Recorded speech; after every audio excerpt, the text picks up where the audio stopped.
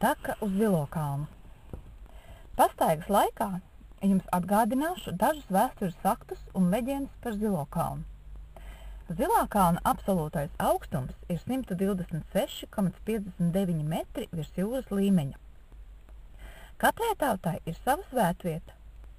Seno grieķu svētvieta ir Olimpa kalns, ebrejiem Sinaja kalns, Japāņi uzskata Fudzijamu, indieši Kailasu Meru, persieši Elbrusu, Lietuvā tas ir Krustu kalns un tā tālāk. Latviešiem svēta vieta bija un ir Zilais kalns. Stāsta, ka šādus dievu kalnus ļaudis ir sanesuši ar cepurēm. Tas varētu liecināt par to, ka Zilais kalns ir kurgāns. Zilā kalnā ir skaisti lieli akmeņi. Tā kā senajām kultūrām bija svarīga zvaigžņu novērošana, tad radās doma, ka Zilā kalnā šo akmeņu izvietojums varētu attēlot zvaigznājus.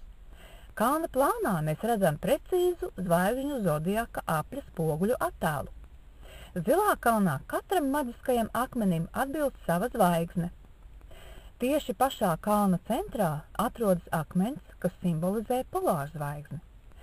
Akmeņos var atšifrēt Oriona, Lauvas, Strēlnieka un citus zvaigznājus. Mēs ar jums paceļosim pa kādu nelielu Zilā kalna labirinta daļu. Labirinti Eiropas katedrālēs tika attēloti uz dievnamu grīdām, starp ieeju un altāra daļu. Labirints sekmē ticības izzināšanu un ir grēku izpirkšanas ceļš.